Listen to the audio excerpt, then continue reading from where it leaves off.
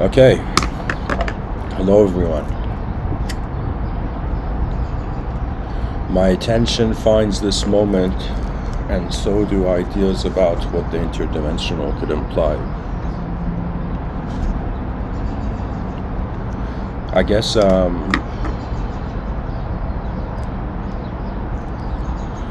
would begin this episode by sharing the context that is the inspiration for this. I was thinking about, what is the philosophy of a being that considers a sort of singular dimension of being. And then I wondered, okay, what about a multidimensional being or an interdimensional being? And so what could this imply? And I searched for this online, and I want to read something for the viewers.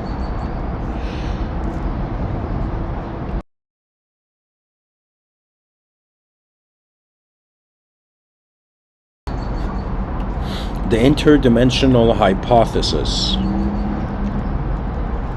of unidentified flying objects, UFOs, are related events advanced by astrophysicist Jacques Vallée, holds that these phenomena are visitations from other universes or dimensions that coexist separately alongside our own. So I guess, we can have a numerical analysis of this, that if you have one dimension, we call that reality. If you have more than one dimension, right, it's a sort of, in other episodes I've explained it in, I feel, an interesting way. I've given this example that there's this cake. Okay, imagine you have two cakes. We have cake A, cake B. Now imagine one of the cakes, we divide it into like 4 pieces,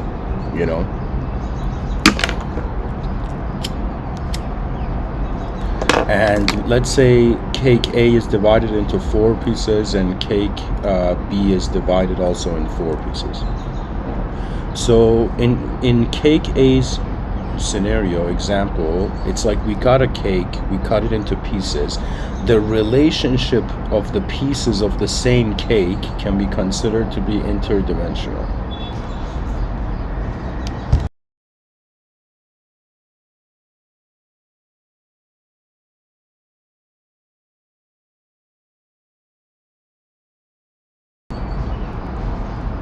They're all dimensions of the same cake, the pieces of the cake. When we come to cake B, if we were to consider the relationship of cake A and cake B, that's when I would say it's multidimensional.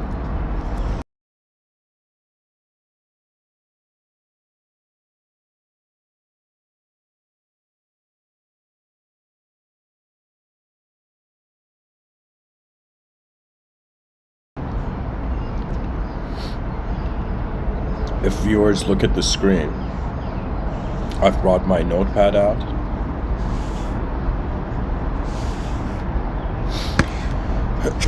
So I would say first we start off what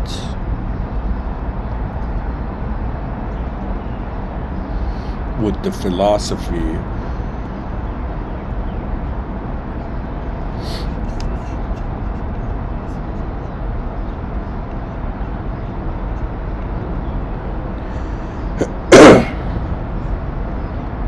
of an interdimensional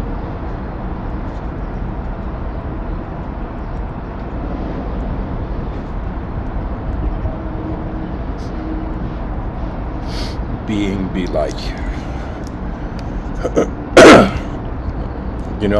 I actually think, let me just read the dictionary definition of interdimensional, which it doesn't exist in the dictionary. Okay.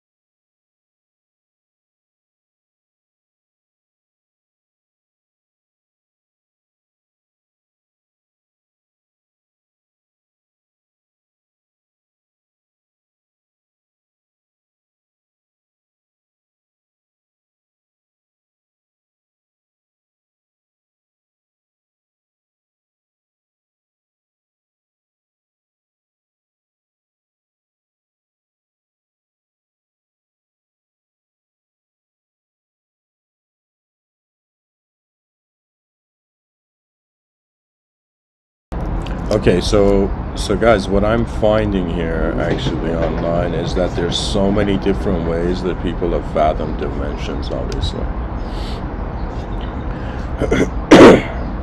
I would say let's look at it in philosophy. It would be here, I'll read something for the listeners. Immanuel Kant in 1783 wrote that every space which is not itself the boundary of another space has 3 dimensions, and that space in general cannot have more dimensions is based on the proposition that not more than 3 lines can intersect at right angles on one point. This proposition cannot at all be shown from concepts, but rests immediately on intuition, and indeed on pure intuition, a priori, because it is apodic. I've never heard this word. Because it is apodictically, demonstrably certain.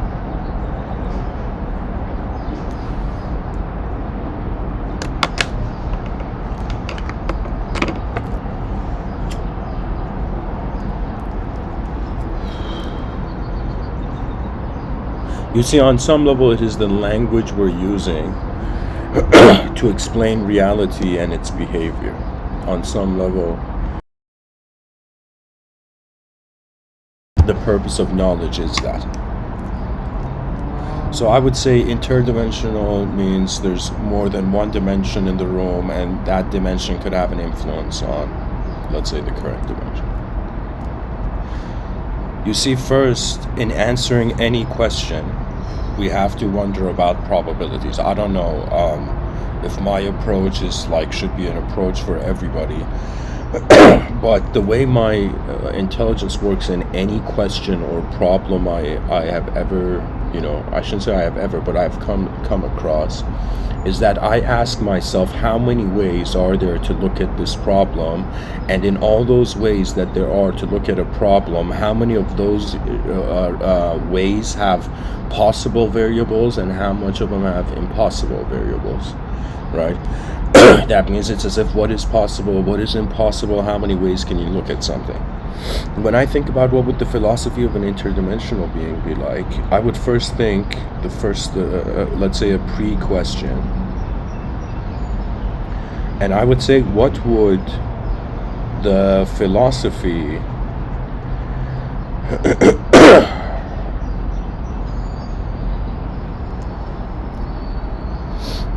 of let's say of a monodimensional being be like? That means it's as if before we wonder about how a person is concluding a sort of narrative of meaning, a sort of conception of meaning between multiple dimensions, first we ask, what is the philosophy of one dimension? That means right now, whoever you are listening to me, let's consider you're a being with, let's say, 1,000 dimensions. So we're wondering about, okay, what does one dimension first look like, and then what does the amplification of that look like? Right? People don't realize how much of imagination in modern times is limited to arithmetic. That means either the imagination is adding something to the moment, either the imagination is reconsidering, which is like subtracting something from the moment and then adding it, either the attention is dividing the meaning of the moment, or the attention is multiplying the variables it sees, right? That means really, like me speaking, it's like adding dimensions, But anyways, what would the philosophy of a monodimensional being be like? And that's easier, let's say at first it's easier to answer, because we would wonder about what is the purpose of a singular dimension of being. On some level, we could even say this idea of dimensions, there being dimensions to things, it's actually a sort of how information is shaped.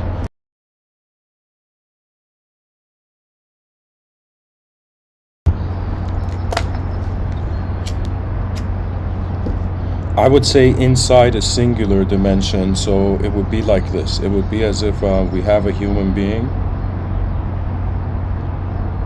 and this human being is in one dimension,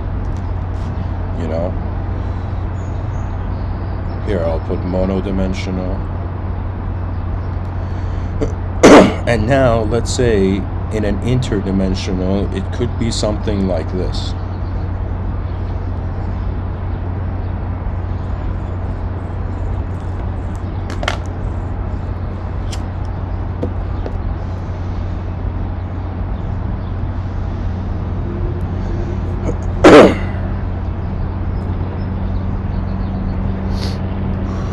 How is information received? We need to answer this question to understand how a being in a singular dimension attains its philosophy. How is information received? Now, this is where it gets interesting, because in the theory of consciousness, how is information received? It goes to the theory of consciousness.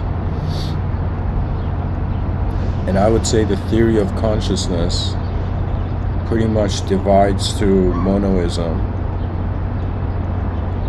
and we have dualism.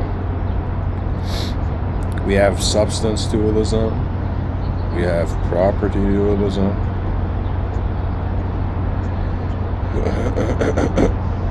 and then we have idealism,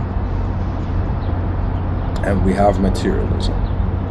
So the idea is that we can consider a singular dimension to just have singular, the information is just coming from one dimension, like is in one way, or in dualism we're considering that information is multiple, right? Excuse me, not multiple, is dualistic, right? That's another way of saying it. It's like Rene Descartes looked at what the human being is and was like, okay, there seems to be something happening in another dimension.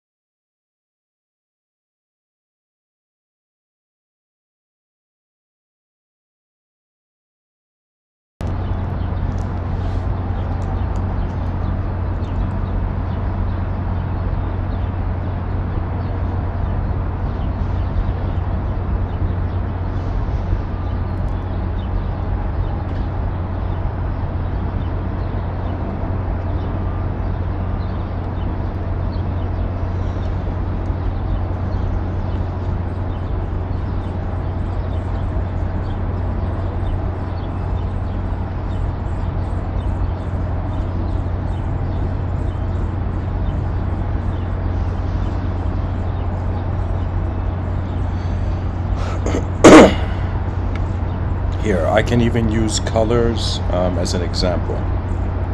You know, so let me see how I've opened this talk so far. So first, there's this idea: what would the philosophy of an interdimensional being be like? Then there's this idea that before we wonder about the interdimensional, let's wonder about a single dimension. Then when we wonder about what is going on in a single dimension, we pretty much realize that it's information oriented, right? That means the definition of the different dimensions is another way of saying what information we have access to. You know, if something is interdimensional, it's as if the person in one system is realizing that information from another system is pouring in, or something's going on in the background of the reality they have accepted that in some sense renders it multidimensional prior to their even manifestation. You see, this world, the way it is actually held by attention, and what attention does is provide a space for reality to enter and move. On some level, we are in the information age, and right now when you look at human behavior, I believe it's not, I shouldn't say I believe, but I when I look at it, it's as if like first it was a sort of physical game. Life has slowly, after billions of years, after 4.5 billion years, turned into a game where the movement of objects is not as significant as the movement of subjects, right? It's as if life has become more than just being like a bird or a squirrel and living in an ecosystem, but in some sense man being the creator, and in some sense the administrator of what is accessible to his eyes. even if we choose to consider the notion of a singular dimension, what would a being in one dimension look like? At least from the human perspective, what we have access to.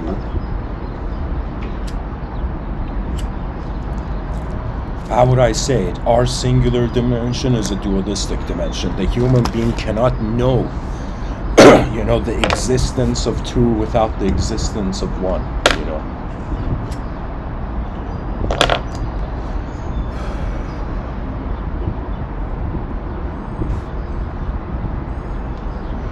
So it's kind of like this, dear listeners, that the idea of the singular and the multidimensional, they are codependent.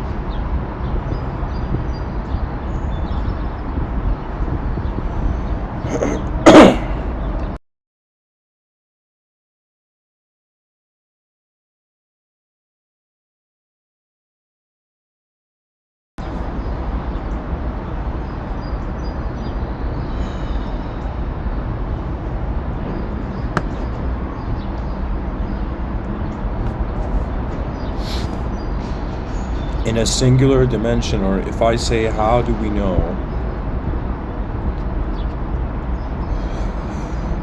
We are in a singular dimension.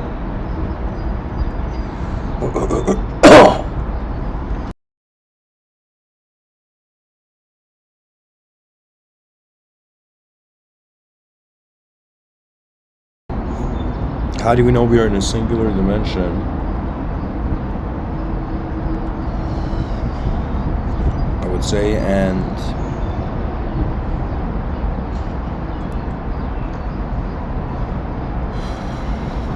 what is accessed in that singular dimension.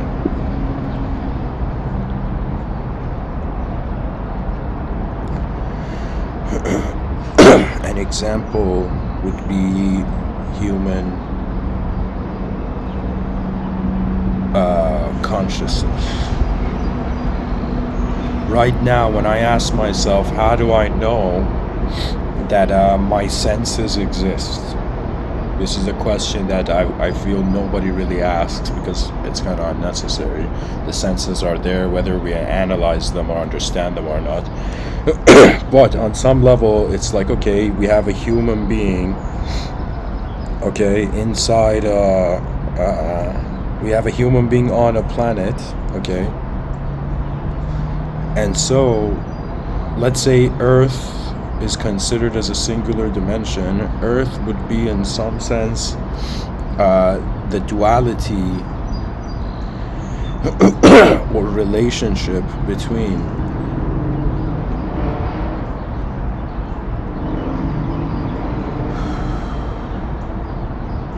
space, matter,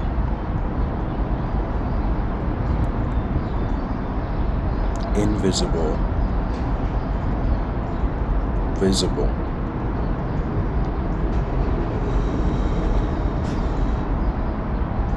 Unknown, known. So what I'm trying to say is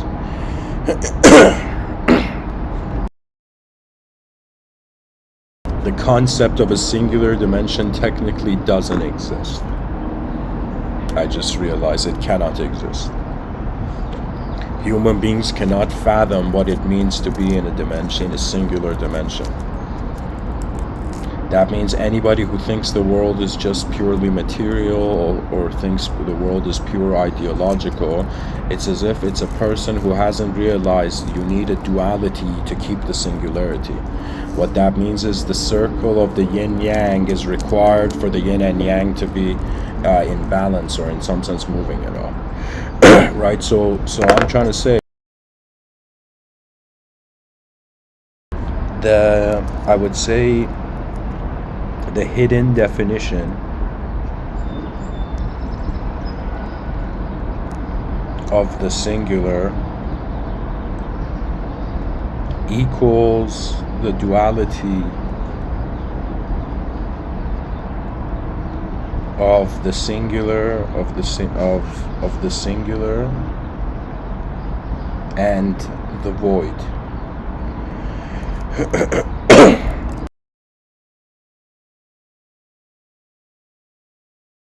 And I should have probably said this at the beginning, but the fascination with the concept of the interdimensional, it's another way of saying we are not alone on Earth, right? There's some people who think like if extraterrestrials exist, we're not alone in the cosmos, but interdimensional would mean in some sense a sort of suggestion towards parallel universes, right? Human beings, if you look at history, there has been so many unknown influences. Like all religions are like stories of a sort of divine intervention, you know. You know, when you look at seriously, when you look at all religious events, it's as if like all religious ideological systems, it's as if something otherworldly happened.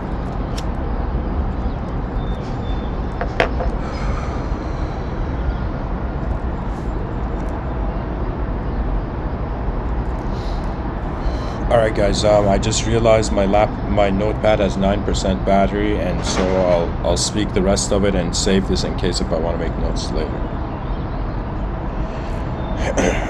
So notepad mode off, you know, talk mode on. Alright.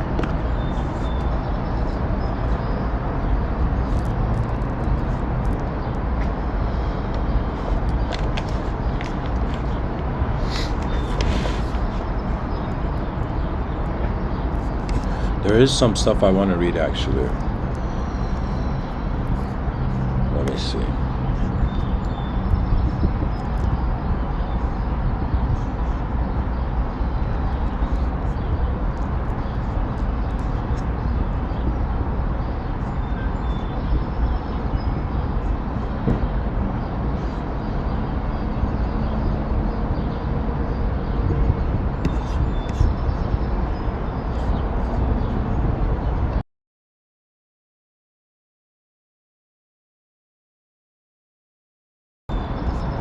Honestly, it comes down to life being an open system or a closed system, right? And I'm saying pretty much that a closed system behaves dualistically.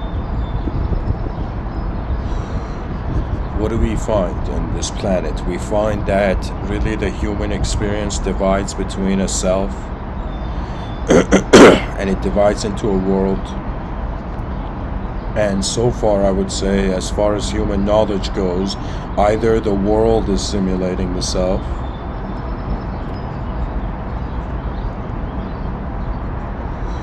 or the self is simulating the world.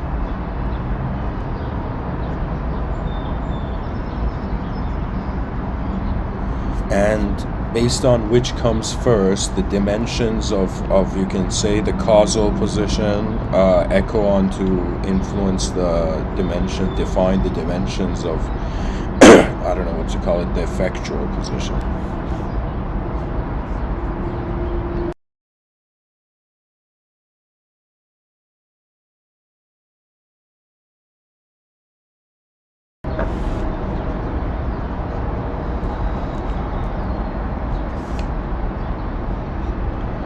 So I guess, let me see how I would recap this. What is an interdimensional being? What is the philosophy of an interdimensional being? What is the philosophy of a singular dimensional being, monodimensional being? And then what is a singular dimension? And it's as if I've come to this realization that the only way we can consider the singular if we're in a dualistic position, right? And now we have to consider what are the options, what are the types of dualities that human beings have access to. And I guess this is where I'll share something I've designed. I call it the compass for the soul, and also the ring of doubts. And have an action. I'm going to bring back the notepad.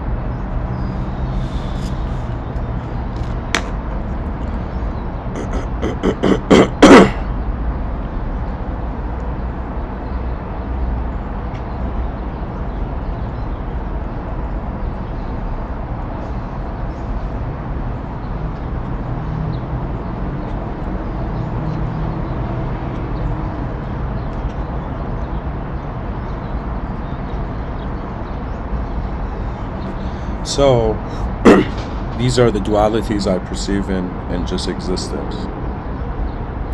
The first duality to consider is the relationship of the void and the singular. I would say the second duality, after that, another relationship that we have is the relationship of the singular and the dual.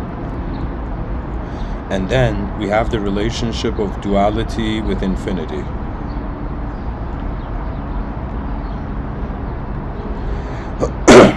And then we have the relationship of infinity with the void.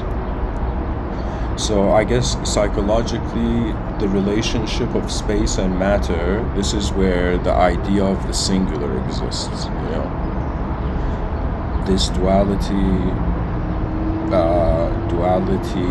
holds the idea of the singular.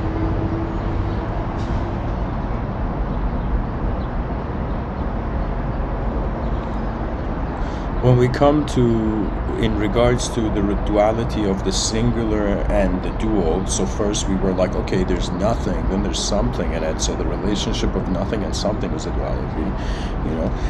Then we're like, okay, there's something here, and then this something can divide actually into, like, for example, there was the world, right? So there was, first think of it this way, there was space, then there was a world, then on that world there came creatures, good and bad, you know, separate, collective, all of this. So I would say this duality, this relationship of 1 and 2,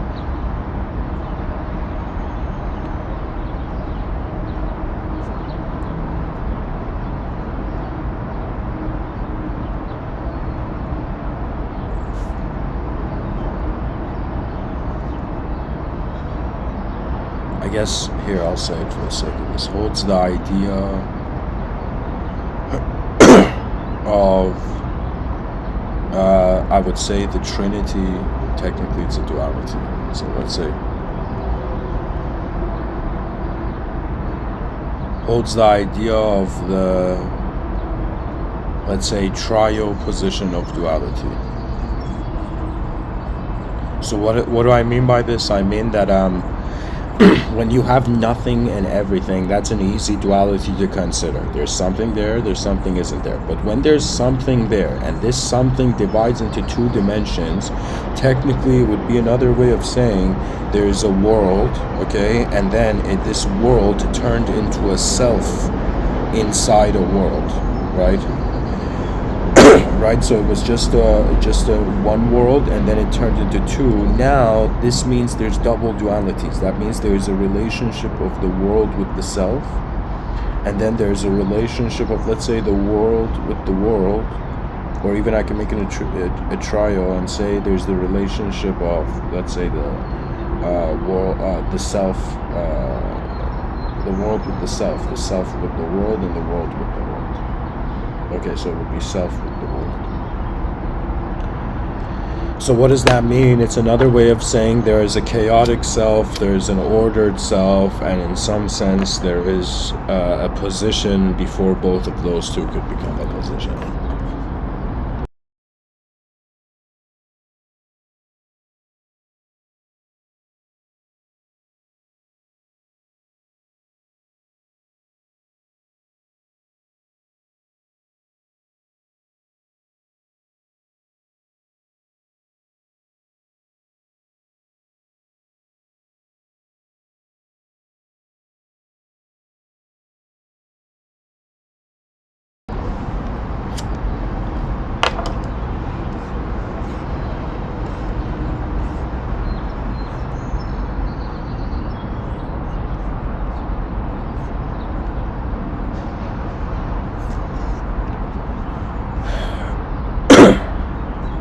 So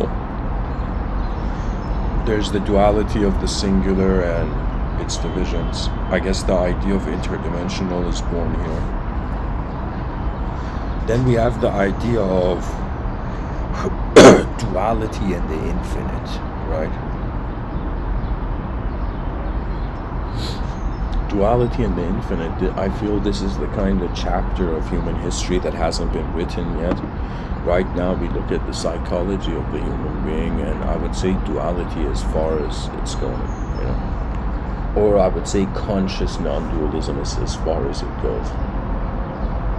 That means imagine the staircase to paradise.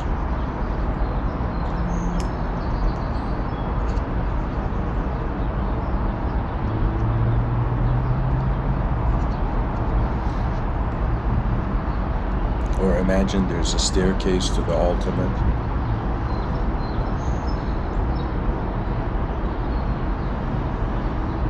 It's as if there was the staircase of the void. There's the staircase of the singular, there's the staircase of the dual, there's the staircase of the infinite, and there's ultimately, I would say, this is, let's say, the unknown. And this is also the unknown.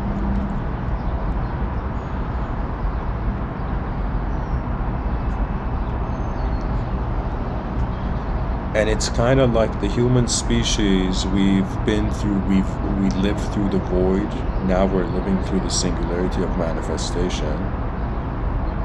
And now, we were the singularity of manifestation, now we have become the duality of an entity in a realm. And what an entity means is that the entity is entitled to, let's say, microcosm boundaries. So what that means is that the only way I'm being a human being right now is because I'm saying, okay, this is the world and this is me, a human being. You know, it's as if because we have legs that walk over the world, technically, physically, we're separate from the world, you know, even though we're made of it.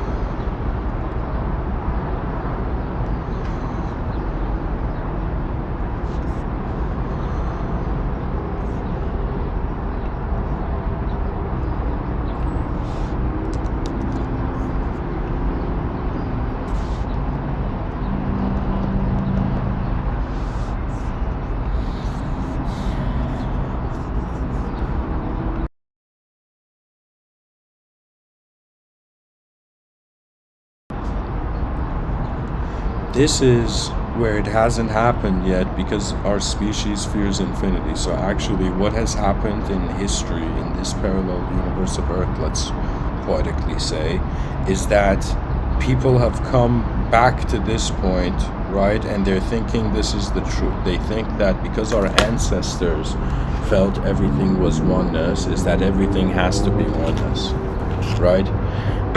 People worship attitude. You know, that's a hilarious thing to say, actually.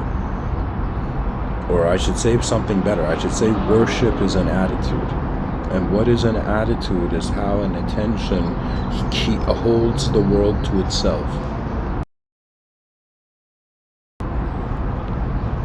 The proper progression should in some sense be that human beings do not fear the infinite. We do not fear immortality.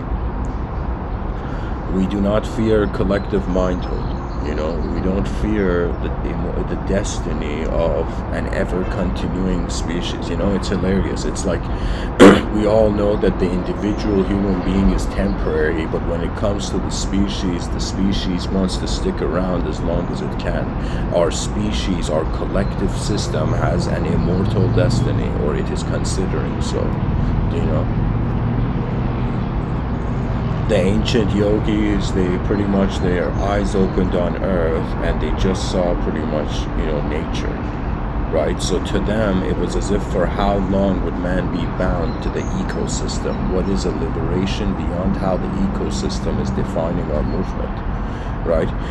Because technically somebody can say that the human being doesn't exist, the world exists, and the human being is a sort of self-fragmented hallucination or projection in the world, right? A person can treat their mind, this is the funny thing. The body, you have to treat it real because it's so obvious, but when it comes to the mind is like, how can I tell you? It's like a phoenix that appears in the sky sometimes, and then this phoenix goes away, and if you're lucky, you get to see it, Imagine, a villager Chinese boy back in the day going to get water from a well at night, and suddenly looking at the sky and seeing in some sense a phoenix and a dragon, like fighting, It's as if like the glow of the otherworldly reminds us that we are not only in our world. Technically, human psychology on the planet is interdimensional AF. What I mean by this is that you look at the definitions of words in the dictionary, and they have multiple dimensions, multiple definitions, right? And you look at the human being and you're like, wow, it's like imagination and reality. It's like the relationship of two ways that information is manifesting and moving. Right? It's in front of our eyes, it's a physical landscape, right? But behind our eyes, the mind seems to have the capability of inputting image onto the outer realms, right? Because that's what visualization is. And on some level, it's as if there is an inner life being lived. And when the inner life has certainty, acceptance, and faith, it manifests in the outer, right? It's as if like, let's say somebody has like extreme religious faith, and they're like, I have faith that I'm going to go to heaven. And imagine somebody, has faith that they're going to open the cupboard and get a glass of water. It's as if like that faith. Right? Or let's say somebody's driving to work, and it's like that moment when you're driving, it's like the faith has become second nature, no longer on an ideological level. I honestly feel this was the true intent of religion, but I think the language of religion denies people the position of their free will. So in some sense, how can I say this? It's like one angle you are enslaved to universal will. From the other angle, you're the freedom of individual will.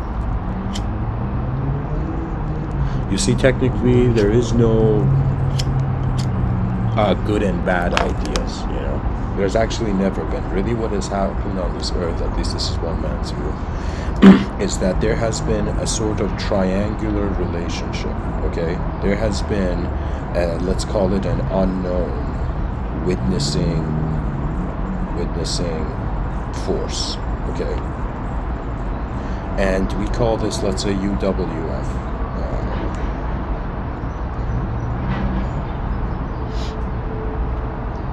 And then this unknown witnessing force has in some sense come through an objective self,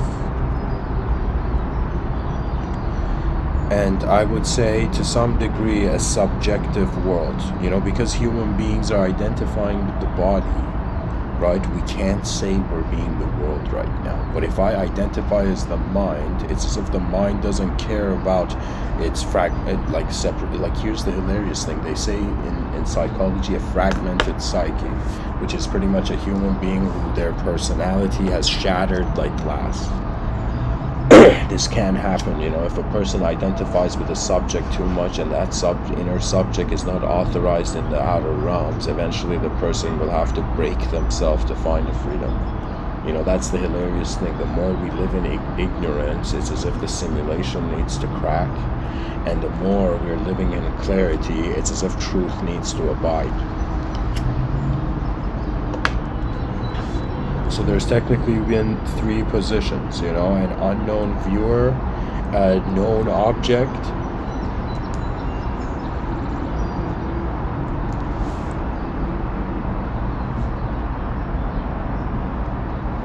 unknown subject. Just the fact that we have the words object and subject, that's interdimensional. Mind and body have an interdimensional relationship. Without the mind, how do we know we're a body? Without the body, who has a mind? Or what is a mind?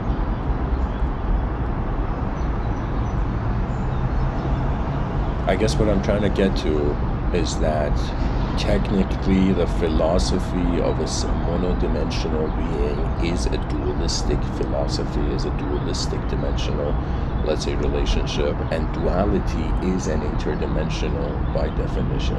So what I'm trying to say hilariously in this episode of trying to visualize what the philosophy of an interdimensional being would be like, it's like I'm realizing we are an interdimensional being, right? So it's as if like there's multiple dimensions that the meaning of something is dependent to.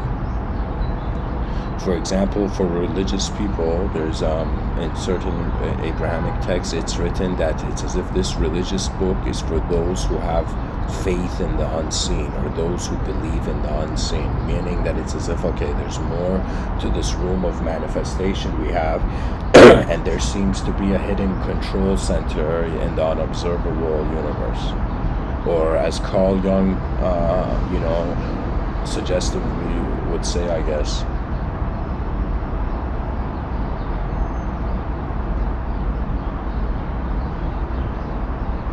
that the way we know God is how the collective unconscious is alive. I wouldn't say that's what Carl Jung says, but to me, his view narrows down to just some guy who's noticed the gigantic unknown, encircling of reality. That's truly it. To me, it's like the continental philosophers are, believe it or not, they were the honest ones. It's too easy to just be a shape. It's as if we already know, how we exist. The mystery is how are we experiencing our existence, right? If we limit it to existence, then experience becomes a hallucination, right? If it's as if like consciousness is a room, and there's different dimensions, and these dimensions are kind of being polite, and one dimension's like, no, after you, materialistic dimension, and the materialistic dimension's like, no, after you, subjective dimension. Do you see what I'm saying? And it's as if there's a moment, there's energy and attention being instantaneous. However, when energy and attention are instantaneous, they become a space, a receivable space, and that receivable space is filled with content from the world. Now, what's fascinating is that the human being has memory, and it's another way of saying what you see in front of your eyes becomes something else behind your eyes, and then that something else can become something, can step out in front of your eyes.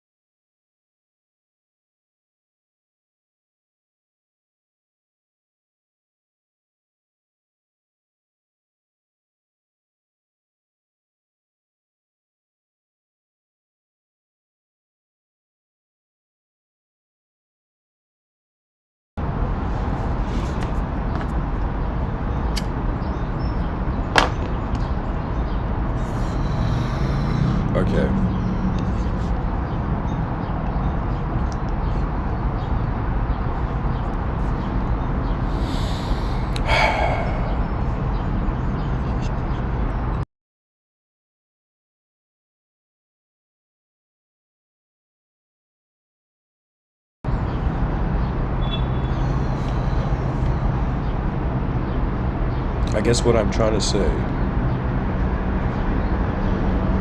is that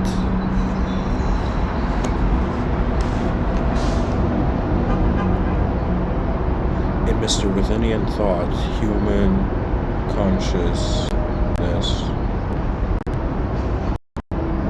has a relationship with the void, has a relationship with the singular, has a relationship with the dual, has a relationship with the infinite. The idea is that the moment you have duality, you don't need like the third dimension, fourth dimension, fifth dimension. Why? Because from duality you can fathom infinity in a hilarious way of 2 times 2 times 2, as if chaos and order can can endlessly reflect off of each other into growing dimensions, you know, even though the good and evil are hilariously destined to archetypally fight each other and be found wherever each other is, right?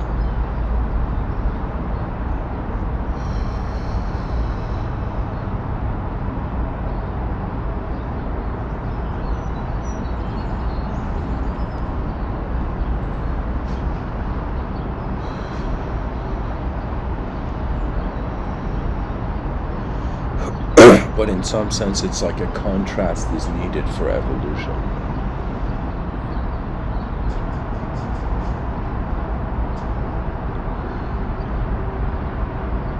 You know, to me, all the systems I see around us as human beings, they rely on the macrocosm for their meaning. And the macrocosm is not truly accessible by the eyes of a biological entity. So it's another way of saying the purpose of the microcosm is in an abstract macrocosm. So it's as if it's like a real individual in an abstract world, because the edge of the world can't be seen and the mind wants to make a calculation. So if human consciousness is the relationship of self and world, we can say that human consciousness and its relationship with the void is how there is no self, no world, okay? When we wonder about the singular, there is a self, and technically I would say that there's a self, but there is no world.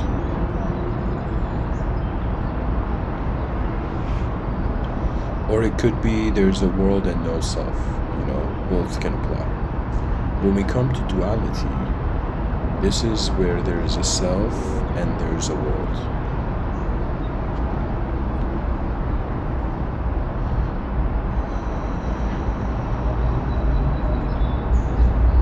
Or here, let me rewrite this.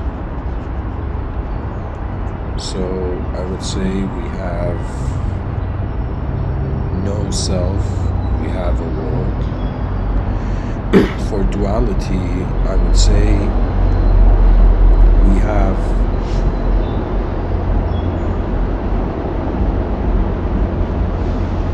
have a self and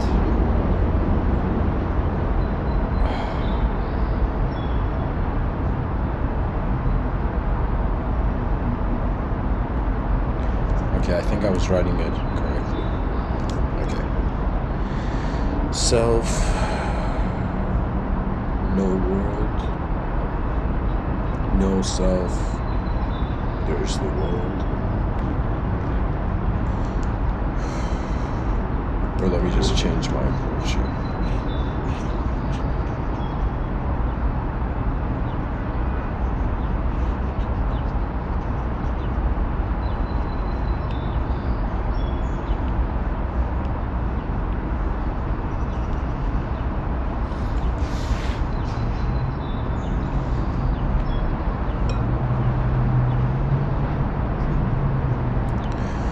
No dimensions,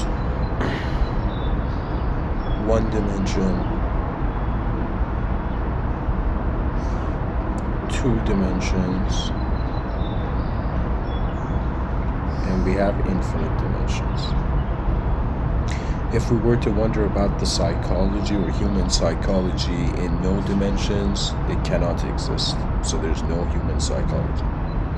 Okay. In one dimension, there is technically no human psychology. Here, I'll say it this way. Dehumanized. It's a dehumanized dimension. And this is also dehumanized. And when we come to two dimensions, this is where humanity exists. The idea of the human, contextually beyond the duality, cannot remain human, right? So this is humanized. Duality is very important, even though it seems to be the source of suffering. And then we have dehumanized states, okay? And I feel that when it comes to having no dimensions, that was the unconscious evolution. When it comes to having one dimension, technically that's consciousness in the room, okay? But consciousness is not human. That means it's as if like there's awareness, but there isn't self-awareness. And then when it comes to the humanized dimension, that's where self-awareness exists, right? So it would be another way of saying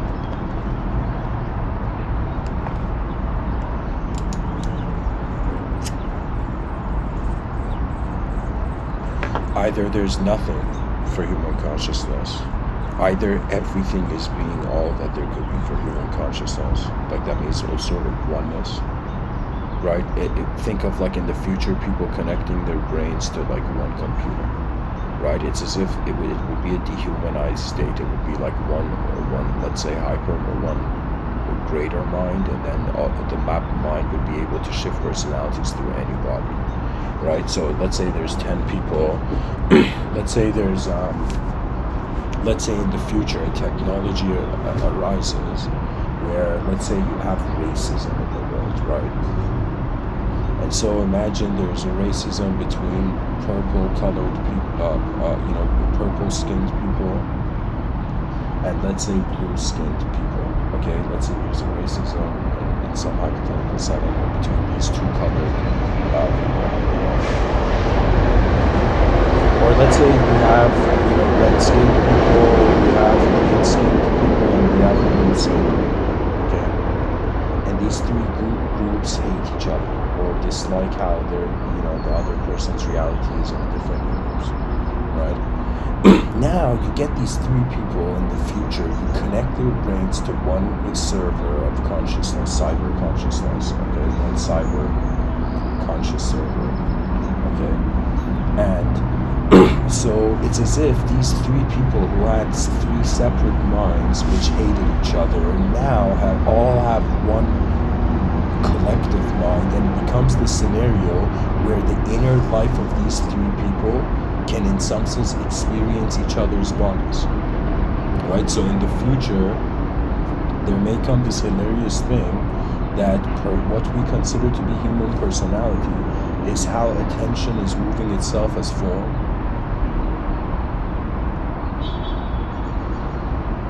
And so, if the attention can move through multiple forms,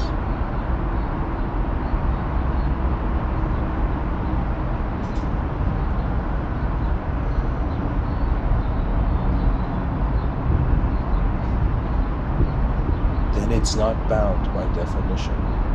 So to some degree, freedom is the movement of reality. A person can choose to consider themselves here. We can even apply the idea of the freedom to the ring of the opposite heaven. I'll say this, that it's like there's either no freedom for self, and no freedom for the world. There's either, freedom for the self and freedom for the world. And let's say there's either... Okay, first there's an unfree self, unfree world. Then let's say we have a free self in a free world, and then we have unfree self in a free world, and we have an unfree world and a free self in an unfree world. Human beings in 2020 are behaving like free selves in an unfree world. The advanced civilization would be a free self and a free world, for example.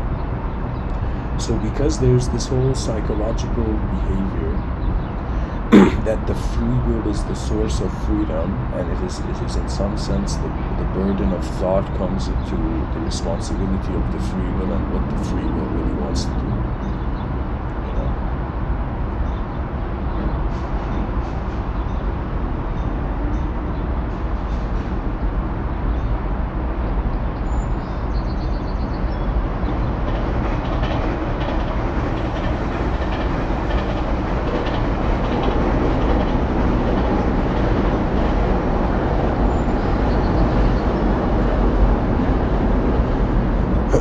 I would say these are all the possible interdimensional relationships that drive.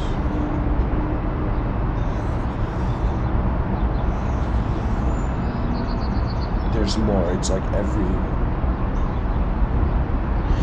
Okay, 6% battery. The talk's getting heavy. Let me see what I can do.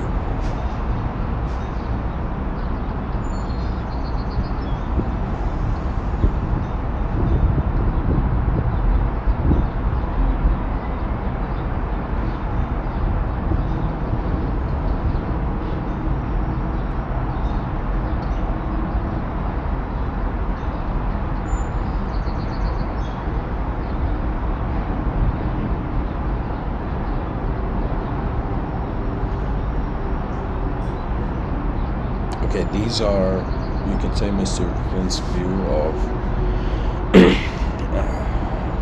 I feel these are all the possible interdimensional relationships that could exist, and conceptually and philosophically it can't go beyond this.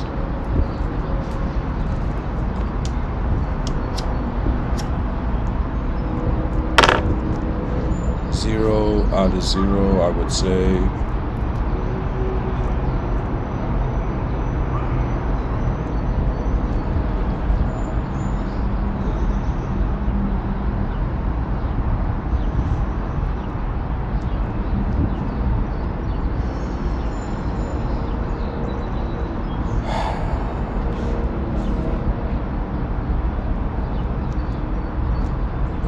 These are all psychological positions, so I'm pretty much saying the void has a relationship with the void.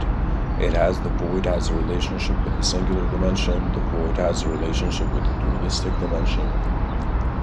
The void has a relationship with an infinite dimension.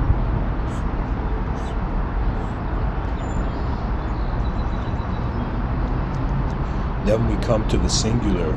So all those people who believe oneness, or all people who believe in God, right? It's as if God has a relationship with emptiness, God has a relationship with the singular, God has a relationship with the dual, and God has a relationship with infinity, right? It's as if the moment the religious person believes God is watching, right, then it means God is watching everything, not just the individual, right? It's as if a sort of inconceivable witnessing fields activity, right?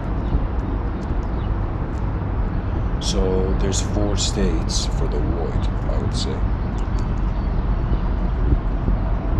4 states.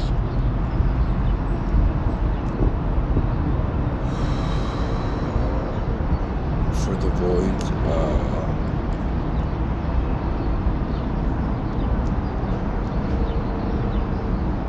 I shouldn't say states, I should say dimensions.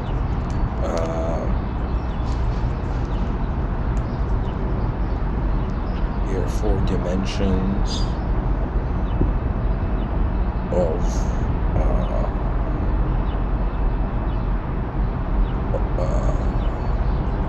4 dimensions to the void's relationship.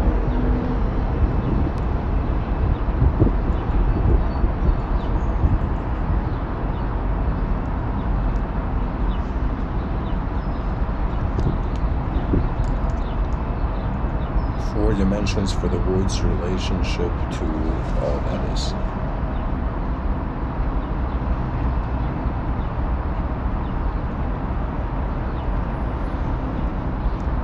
Then we come to the singular, 4 dimensions.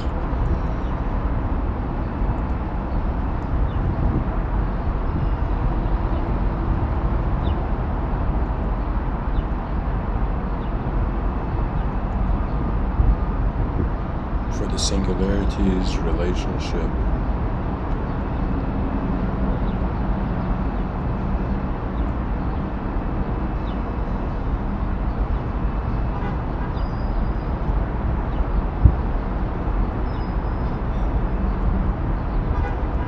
To all that is.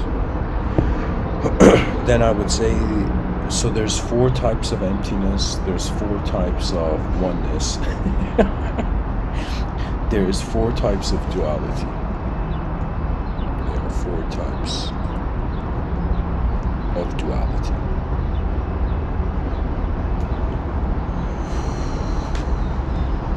That means there's infinite dualistic beings, there's just dualistic beings being dualistic beings, there's dualistic beings having a relationship with being a singular being, then there's dualistic beings who have a relationship with emptiness, with the void.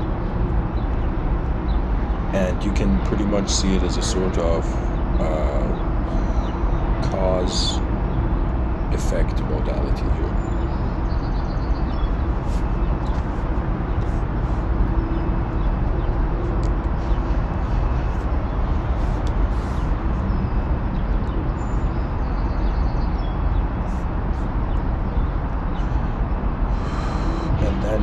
Come here as if to infinity, and I would say there's 4 types of infinite beings who people thought there was just one kind of infinity. Who knows? There's an infinity in contrast to the emptiness. There's an infinity, that means infinity is in the middle of nowhere. Then there's infinity being everything. Then infinity divided between the endless battle of chaos and order, samsara, and then infinity being infinity. This is where I would say hilariously it's how, you know, God's eyes realize they're God's eyes, you know. When I think about who I am, I wonder about how much of my identity is dependent based on an instantaneous moment of being, and how much it is based on inner images of who I have been and what sort of journey I have been on. You know, the remarkable thing in this world is that a person gets fascinated by the journey of others only to realize that their journey awaits. It's as if all that the Buddha was doing was in some sense calming down a bewildered world, to tell them in some sense, when you sit down by a tree in the stillness and silence of the most simplistic way that an intelligent organism can be in nature, one begins to realize that if one doesn't search for truth, they might be it. That the preferenceless, those who have glimpsed innately at the changeless, that means there's some beings that are born already having been acquainted with changeless states of being, and there's some beings who are not acquainted, right? And it's another way of saying when you identify with the dualism of personality, you forget. It's as if an attention is so occupied by the by the war of chaos and order that they never question whether they're on the battlefield or they're not. That means the evolution of the warrior archetype is the realization that the greatest ability is not violent. I am telling you, even let's say there's like even an ego, and there's like, you know, elitist ego, you know, kind of like, you know, ogering it out in the world, okay? But it would be a sort of notion where if there are rooms to the cosmos beyond our eyes, then the games we play in this playground of sensory perception, it may be time, you know, for the human species to step out of the playground of the ideological repetitions of the past. And in some sense, it's so weird because it's as if the species has to reset its value system to be able to behave differently. For most people, let's say somebody who, let's say, is saying, man, why do I have this kind of karma? Why is my karma so turbulent, Mr. Within? And I'll tell you, it's because when a person has an ability to understand something in the inner realms and they don't, that ignorance will lead them to collide with outer realm events in nature. So what I mean by this is that it's as if like the biggest problem with karma for people is that they are not considering that the world is alive. And if the world is alive, the best thing is not to analyze it, it's to love it. You know, it's as if the meaning of life is, or for a living being at least, it's to love. Why? Because that's the superior dimension to where behavior leads, a contentment in the moment. Do you know, it's as if like it sometimes, you know, it brings tears to my inner eyes when I wonder how magnificent, do you know, the idea of the advanced civilization is. Guys, I can't tell you that the idea of the advanced civilization is like an angel that kind of pulled me out of, you know, the hell I had accepted too soon. The wonder of human intelligence remains.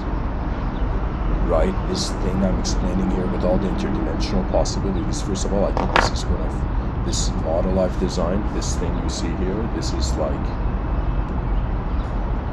I think one of the best things I have in some sense invented. When I was guys, I'll tell you this, when I was young, I did two things when it came to notebooks. First of all, I think it was something in my destiny, poetically, or in just how I was, you know, how there was a sort of side, let's say behind the scenes intent for my manifestation. Ever since a young age, my father had this great library in the house. He had a lot of books, and at the same time, right, I don't know, something had inspired me to buy this notebook, and it was hilarious because it was this notebook where they had printed wood.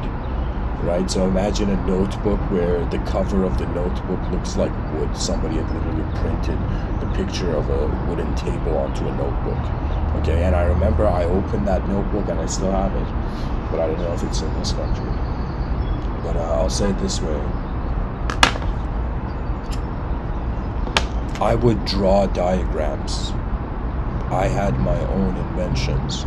Right, I think I was like 11 years old, and I remember I wrote an essay in that when I was 11 on the mind, guys, and it was so hilarious. Like one day I'll take a picture of it and show it to people, you know. But it's like the earliest essay I wrote on the mind, and I had fathomed that the mind was in some sense like this hallway filled with doors, and the human being was given a set of keys, like as if you're given infinite keys and there's like infinite doors.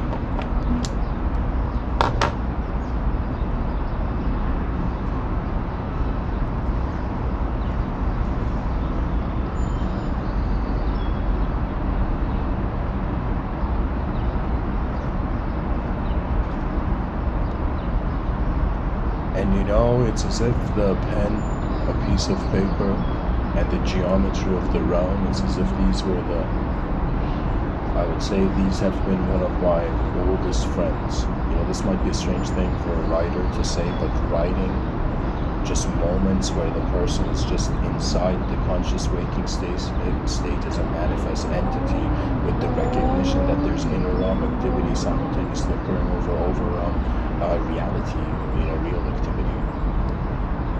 The mind is an ability to access dimensions to the world that previously didn't exist. And somebody would say, Mr. Within, what do you mean? I'd say, like, everybody has different DNA. Like right now, you know, everybody can turn on, get a microphone and begin speaking, and if they speak long enough, we'll realize that everybody has a unique world they're standing in behind their eyes. It's just that something that the modern culture doesn't allow. You see, the biggest issue with I shouldn't say issue, but when I look at the inefficiencies of Civilization 1.0, to me it becomes clear that the past has convinced the future it's like the impossible is being worshipped, you know, by the limited possibilities a species has discovered.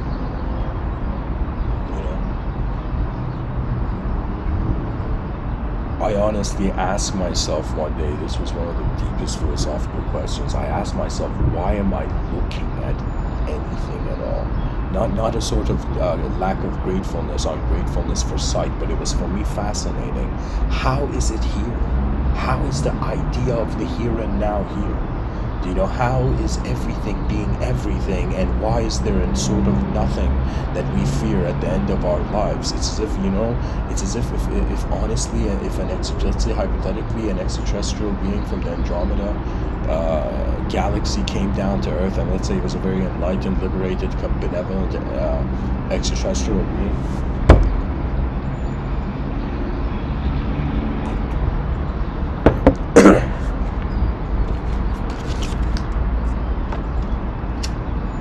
And if that extraterrestrial being, let's say, I'm just imagining myself if I was walking in a park and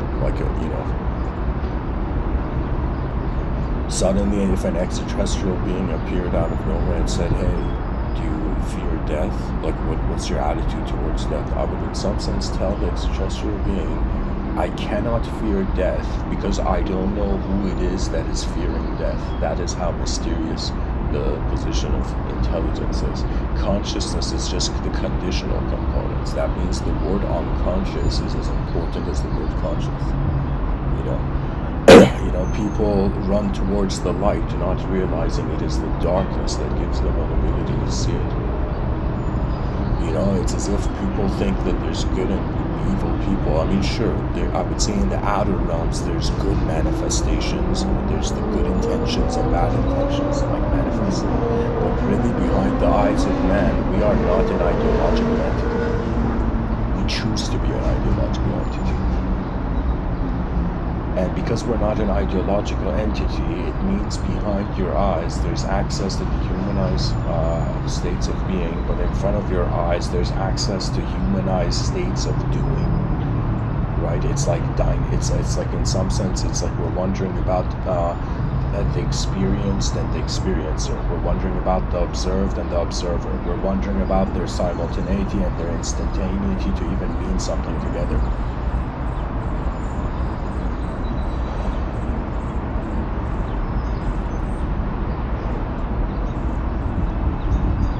And believe it or not, this picture I've drawn for you, it's supposed to be a circle. That's why I call it Ring of the Absent Heaven. That means the greatest wisdom of an infinite being in an infinite, let's say, self in a world. You're an infinite self in an infinite world. You have been an infinite self in an infinite world for infinite time. And eventually there comes this moment that it's as if this is the task of immortality. You know what immortality would be? Immortality would be a sort of multidimensional beings needing to evacuate, a multidimensional being that has been shackled to the design of a singular dimension. It's as if the moment the person wonders about if there are greater worlds, they look at this earth and they laugh and they wonder how much we have not seen of it. Thanks to the internet, we're realizing, okay, look at how cultures in different parts of the world are happening. The internet, on some level, I feel it came too soon, but at the same time, I feel like now that it has come here, it is giving an ability for us to actually teleport image and sound. To me, creating this podcast, sure, some people like it, some people may not care, but to me, it's as if when I wonder about my ancestors, I am the first in my lineage, to go into a cyber wilderness page and try to say something. And really what we can do is, we give our eyes to the world that has given us sight. I have asked this question, why should experience exist? Why is there an unknown viewer of a known world? Do you know what is the ideological story that one can believe? And you realize language has lied to us. And it's not that language lied to us. It's just that the human psyche reacted to the void, and it is so overwhelming. That means to be a mystic, guys, is not for the faint of heart. Because it means learning to become content in an unknown world is an unknown self.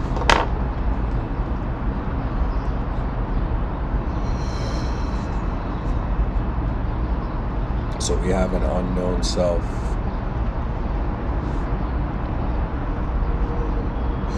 in an unknown world. This is where this is the dimension where all poets, this is the mystery lands that the many poets have tried to reach. And a beautiful word for this, like let's say a very beautiful word for a dimension could be said to be an abode. The Pure Lands are considered to be an abode of liberated beings. That means it's as if, like, on this earth, in my science fiction, I've created this idea, I call it the enlightened society, but the idea of the Pure Lands in Mahayana Buddhism was how that enlightened society is already existing.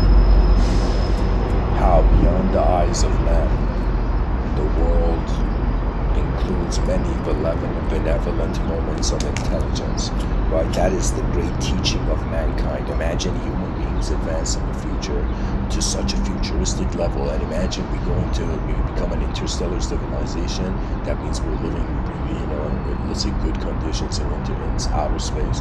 And imagine that we also become part of this galactic United Nations, but instead of galactic United Nations, it's a sort of galactic United Planets or something, United Civilizations in the galaxy,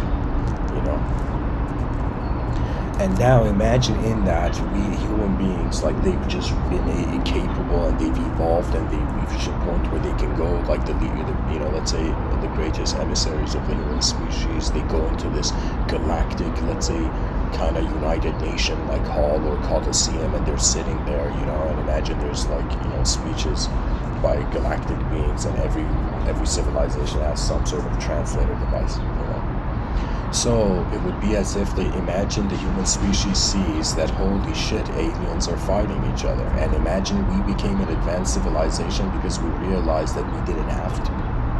Right? You see, this is where the hilarity of choice. A lot of the things a person does, they may be like, did I have to do it? Should I have said this? Should I have done this? And so that's the nature of the mind, being able to add dimensions to anything.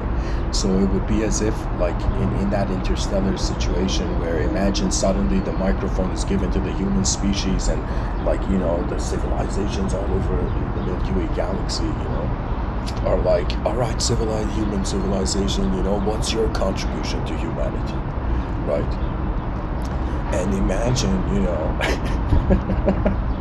imagine that the first thing, like, we have a comedian as one of the emissaries of the human species in the, let's say, this galactic meeting hall, right? Galactic Coliseum.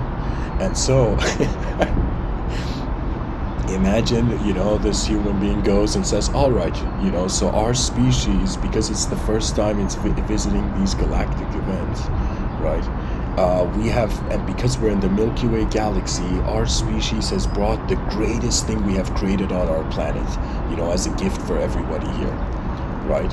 And all the aliens, imagine, like, they're making alien noises, like, fascinated, what sort of gift can this, like, recent, like, kind of, like, hilarious, like, a premature advanced civilization kind of bring to a table of galactic civilization, And so imagine the human species is like, all right, we have brought cookies for everybody. Like, we just give chocolate chip cookies to, And so imagine all the extraterrestrials are like chocolate and sugar combined. No way, how advanced are these humans, right? And so imagine suddenly then a serious person, let's say a wise man takes the stage, the microphone for the human species, and the wise man says, this is, in the outer realms, the greatest gift we're giving people, but in the inner realms, the greatest gift of mankind is that we have learned to love the world before we hate it. That is advancement, guys. That's advancement in all dimensions, right? That you allow greatness's presence prior to the denial of the shaking personality in the space-time continuum. We're all looking at an unknown portal called death. Everybody. And they're acting like it's not there. They're acting like we're not mortal beings. It's like people are, what the inner realms have done? The inner realms have become a source of escapism out of our collective outer responsibility.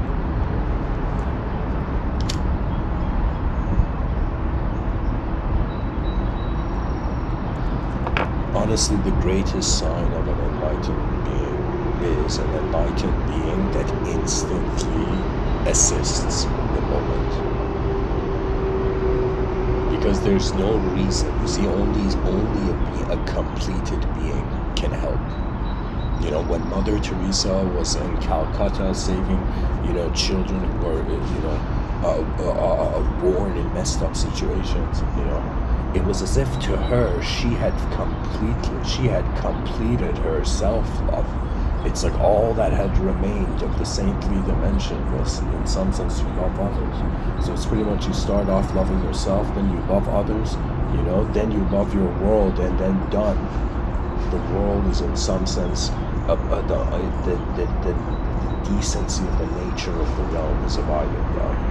You see, an advanced civilization is not just human beings building it, it's human beings in the world working together, right? And the world is this idea of there being many dimensions. So the unknown self, unknown world, that's one dimension. Then we can say we have an unknown self in a known world. Then we have a known,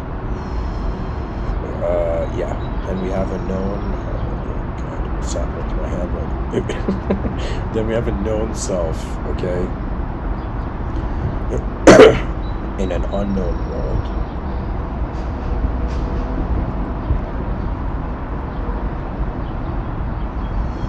And we have a known self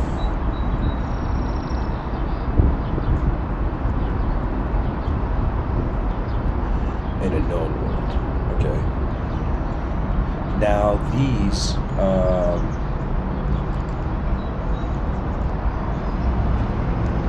can be considered as like double-edged arrows, or you can choose to see them as like this, like it's up to the viewers, right? So technically the world has a relationship with the self, and the self has a relationship with the world. Okay, whatever, here, let me write it. Yeah, I mean, here, that's fine. I think people will get it. So there's two modes of this. Now, when we come to, let's say, the dimension of the unknown self and the unknown world, this is unconditional, inconceivable being. The concept of God and infinity both lead to the inconceivable. They're both staircases to the inconceivable.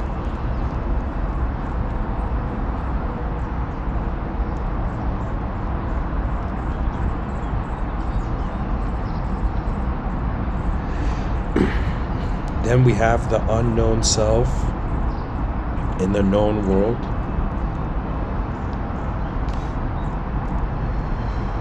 Or here, let me even start from the known self and the known world.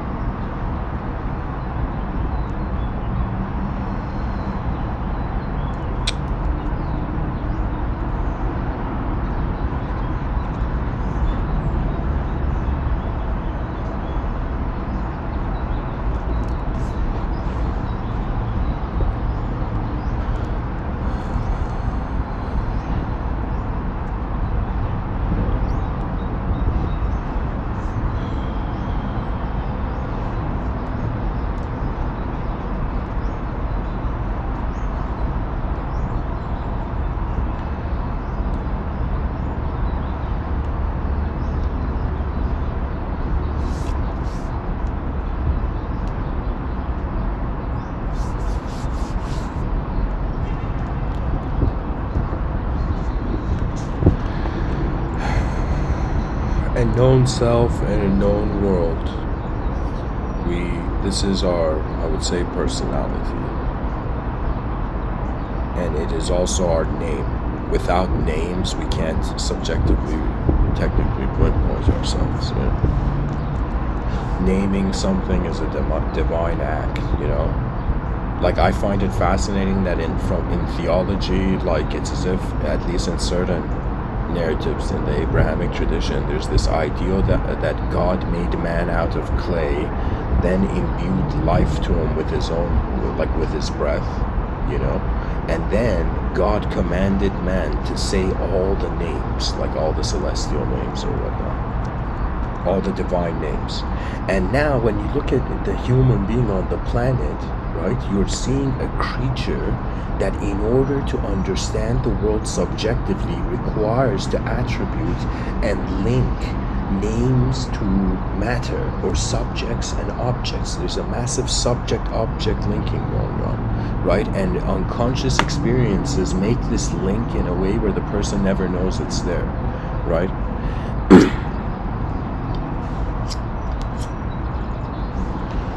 You know, I realized that there's this story that when I was like 4 years old, I have a twin brother, and when I was like, I don't know why I don't have memories of this, right? But this was something that family members told me years later, that it's as if when I was young, right, it's as if me and my twin brother were at this gathering, like, you know, big family gathering, and then there were these other kids there, and one of these kids hits my twin brother, and I go hit that kid, right? And for some reason my aunt comes and like grabs my 4-year-old wrist and starts shouting at me, like evidently like to some sort of like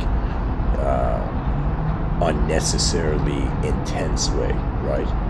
And then my parents see this, and it's as if I have no memory of this, but they told me something like this happened. So then I was thinking about like my own, just how I am telling the story of myself to myself, and then I realized the explanation of emotion, right? That means it's as if, like, imagine the brain is like, it's like a video camera. It's recording information, but let's say it also has an editing program in it, and it's also processing the information. Now imagine there's certain moments in life where it's as if before the person has a personality to be conscious, they're still processing information, right? It's as if like it's like an unconscious event of the psyche, right? As if the mind knows something happened, but the conscious personality doesn't, right? And so when the conscious personality goes into the world, and then when it tries to do something, it wonders, why is there so many heavy emotions behind this, like, just behavior, right? Because the analysis of attitude, it can take us to, in some senses, the behavior motivated by the past. Is the behavior a conscious reaction to the present, or is it a conscious response to the present, or an unconscious reaction to the present? And then the view is like, is how much of this moment's behavior is inspired by the future, right? When we think about desire and greed, that's technically people like being in some sense deceived by the allure of a potential future self, rather than for the caring for the decency of the presence of all selves, right? It's as if, like, you know, it's like no great effort can happen without an honor towards a universal value which is within everybody, you know.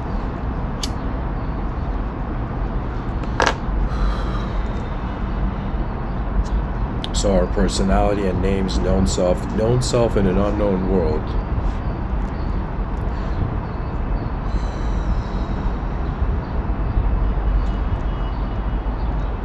Is pretty much like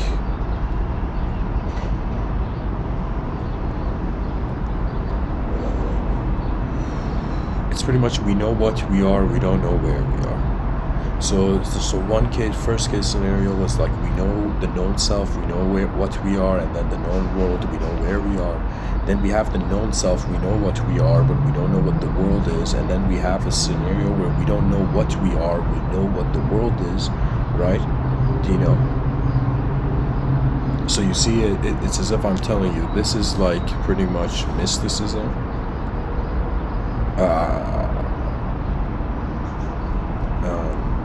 Let me see how I should say. If I let's say use the scientific method, and I come into the conclusion that I know what myself is, it's just a biological organism, all my psychological suffering is neural activity that is just, you know, doesn't have to be branded by subjective meaning, right? So that would be a sort of, okay, I'm a known self, right? I know myself, but then a person looks at the world, and because we don't have a ruler long enough, or a measurement system long enough to index the whole cosmos,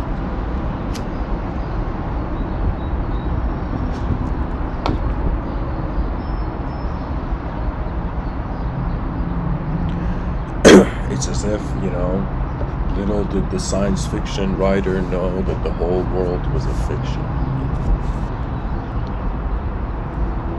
It's as if we're using fiction to identify non-fiction.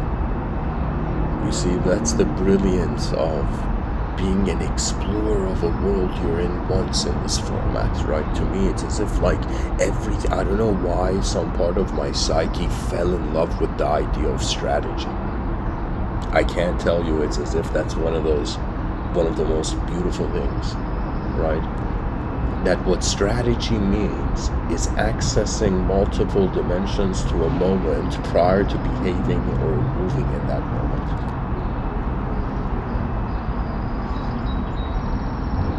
There's so much to life, Right now, I'm not considering myself as enlightened being, because let me tell you why. Because an enlightened being would not have a consideration of an enlightened being. It would just know how it's being. When it comes to the unknown self and the unknown world, this is the evolution of that journeying attention beyond objective and subjective means. That means whoever you are listening to me, can you tell me what life is beyond an object and subject? You see, it's as if life is either made of language or it's made of the periodic table. Either the chemists were right, and chemists are like, Mr. Within, why are you bringing us into this here?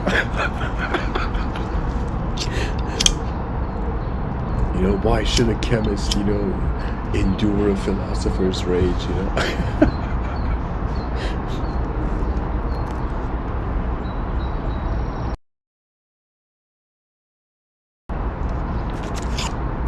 The unknown self and the unknown world, dear listeners.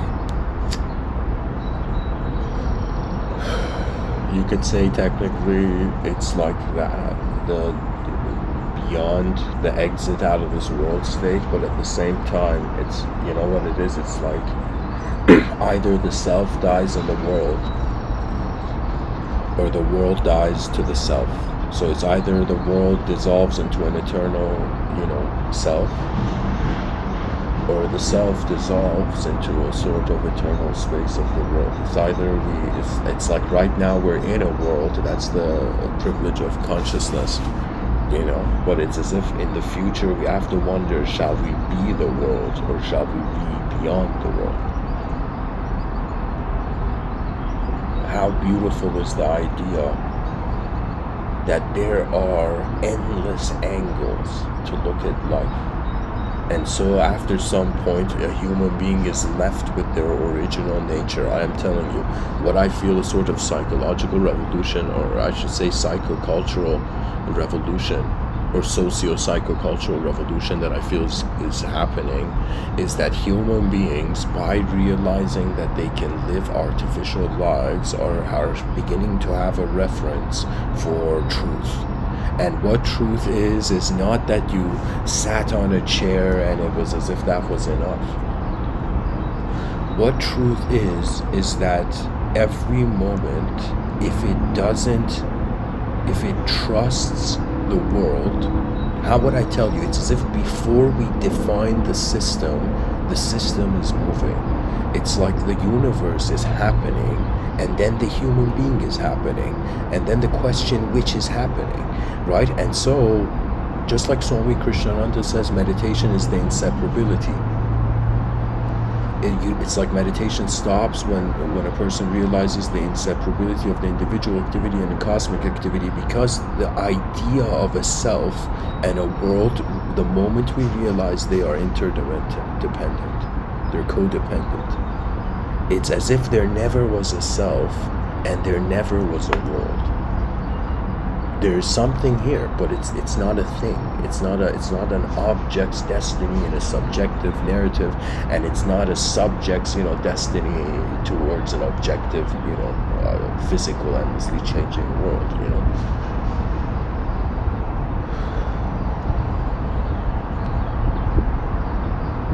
Really, the greatness of mankind is in how far the species goes. There's no greater value system than that. It's as if even the religious person could be like a God created man to see the greatness of his own design within it. So similarly, the advanced civilization would be as if how would 8 billion human beings for a second allow the only true idea to be humanism? I am telling you, it's as if this should be the first philosophy taught to children. Do you know? That it's as if it's not that we're just being a human being, but what a cosmic honor, what a rare circumstance it is that attention has appeared, separate to the void. It's as if not only are we noticing all the shapes of reality, but we're noticing the spaces in between,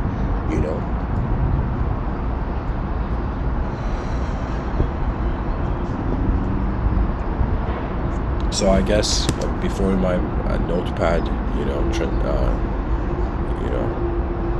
closes its eyes, I'll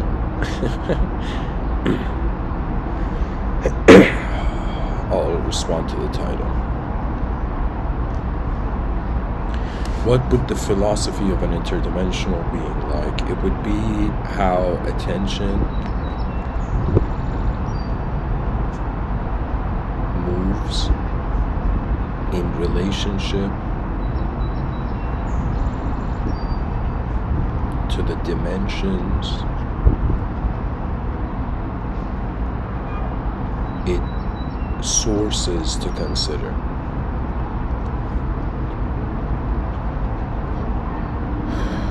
The philosophy of an interdimensional being, to give a straight up answer, would not be a person traveling through the worlds. It would be like you realizing there's parallel universes, and in each of those parallel universes there's a different format and station of life, right? Just like in Microsoft Word, you open that tab and you see all the different fonts there exist, and you can change, for example, the font of like a text into any different font, and technically it's the same text but a different font, so the relationship of the interdimensional would be, it's as if there's one human being but there is infinite types of that one human being, right? There's one being but there's manifestations of it, right? So in some sense, it's as if the human species has to decide what narratives it contexts its worldview on, right? This is the task of all great leaders on the planet. Let's say there's, this is a cool thing I'll say. Imagine right now you are the leader of a nation or a very important political person listening to me.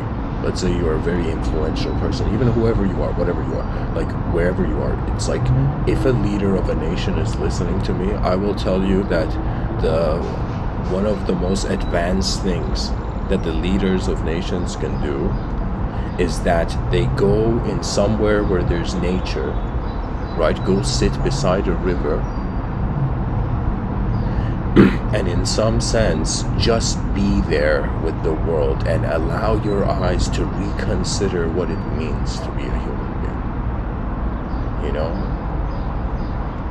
That's why, for me, it's like, I get a bit emotional when I think about the country I was born in, because it's as if, like, imagine the destiny of a empire, being in some sense a sort of linguistic possession. Do you know? It's as if what I'm trying to say is that cruelty denies so many levels of advancement that could have been there. When they said in World War I and World War II, I don't know what the exact count was, or something like 85 million people died, or 70, I don't know, like, I think it's 85. But like the sum total of people who died, and it's as if the madness of the ideological position, of two human beings led to the denial of all, like, how many geniuses have died in war because they had no other choice. Right? It's as if the species has to, in some sense, shift itself, as if we have identified with chunks of land, but if we had sky cities, we would be looking at one Earth from the sky, What I'm trying to say is that we have to not just care for the past, we have to not just care for the present, but realize what is the potential of the present and the future. That means it's like, what can we realize that it's one species on a rock in the middle of nowhere, and that's the beginning story of everything. It's kind of like, it's like polite survival. It's, imagine like, Lord of the Flies scenario, a group, or imagine the movie Tom Hanks Castaway, but imagine it was a group of people who were castaway. They would use everything in the island to survive. They would look for everything, right?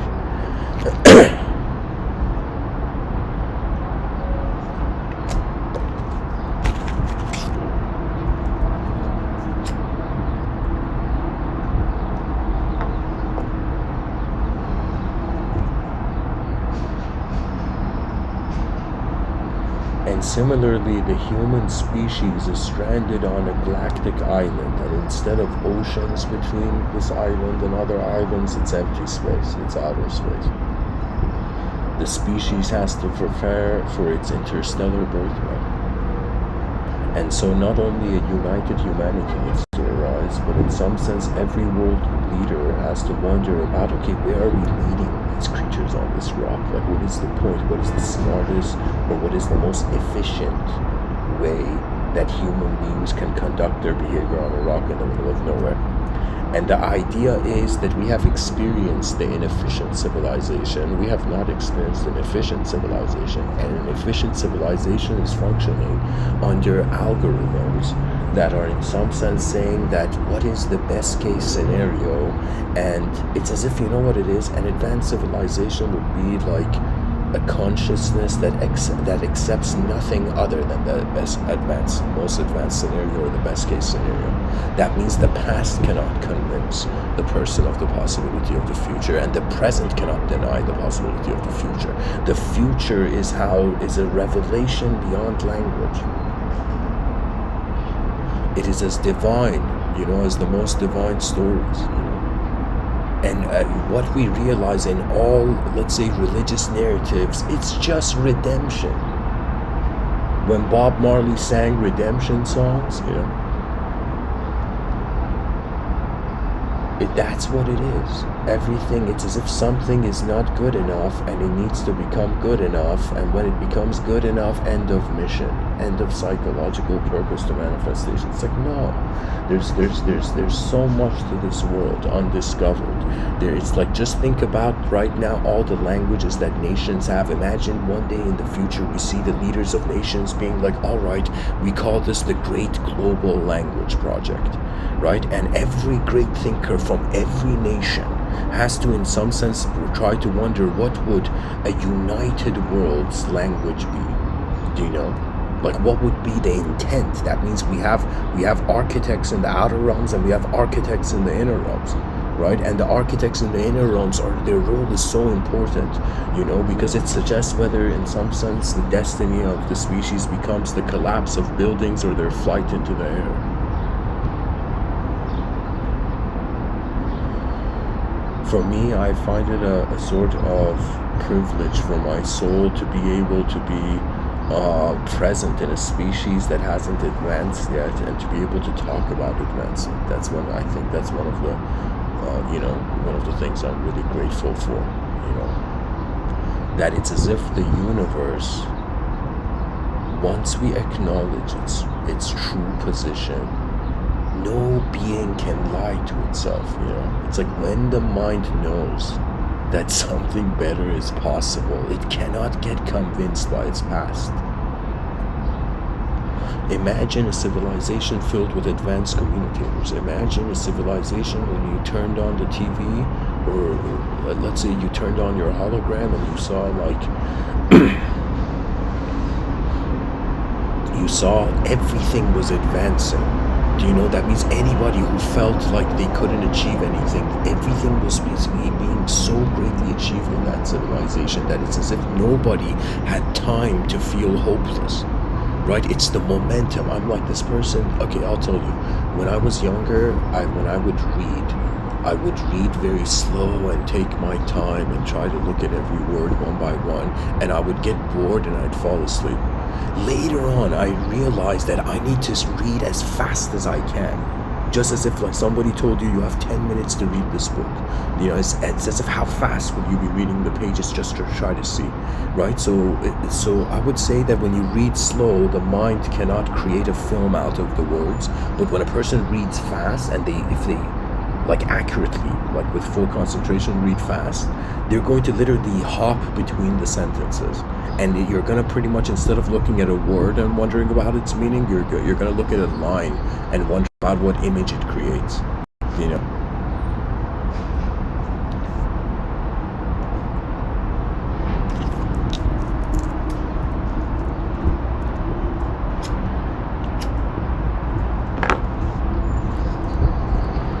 All we can do before the curtains are pulled is to serve the world by sharing what we have found.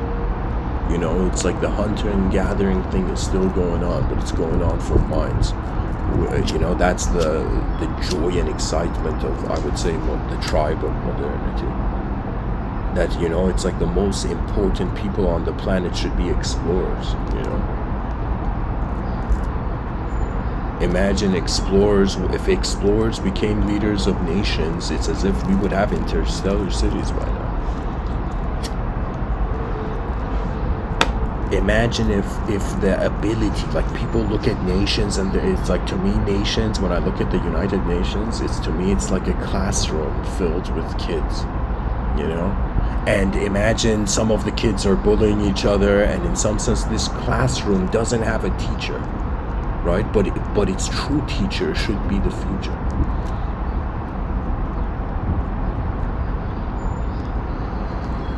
There has to be such a great idea that every leader of every nation is like, okay, that makes more sense, right? That great idea is first not belief, but the consideration that is it possible to advance civilization? Then the question of how do we advance civilization, right? I'm writing a book on the how called Civilization 2.0. That's going to be like my life's work. I'm going to pretty much talk about it as long as I'm in this, you know, earthly plane of existence. Victor Hugo has this quote where it says, nothing is more powerful than an idea in which its time has come, something like that. And so I would say that at the time of the idea of the advanced civilization has come. The moment the artwork was drawn in the void, it existed on subtler levels, right? That means really somebody could be like, the logos is moving, you know, people's attention and what they hear and what they say. But from another level, you can see that it's as if it's such a strong intent. It's as if the future knows the destiny of the present. The idea is, what kind of collective memories do we create on this planet? Imagine the way human beings lived, that energy would echo for the next civilization. And the idea is that to truly honor Earth, we must honor her children. And in some sense realize that the species unifies, the species stops eating other species. Perhaps we have a sort of technology slowdown of 100 years, right? And so pretty much we build civilization in accordance to the advanced humanity, not just like what we see now. What we see now is pretty much like a civilization that doesn't really care for people, but it's like, all right, I gotta do something.